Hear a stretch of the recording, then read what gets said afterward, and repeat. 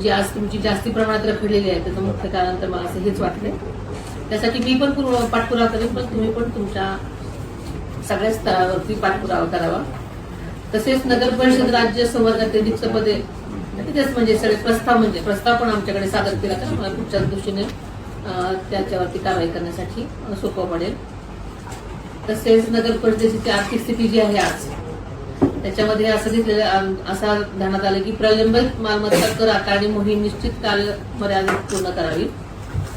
दुकान गाळे लिलाव त्यांच्या नगररचना विकास शुल्क इतर महसुली स्तोत्र वाढवून नगर परिषदेचे उत्पन्न जर तुम्ही वाढवलं तर तुमच्या अनेक समस्या तुम्ही सोडू शकाल.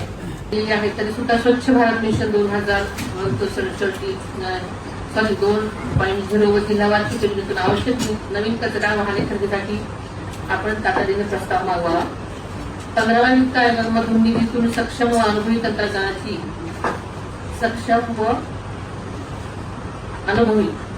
जेणेकरून की आपण सगळ्या तंत्रज्ञानाचा ऐकतोय तशा सगळ्या परत गोष्टी नको व्हायला म्हणून त्याची नेमकी कसं सगळं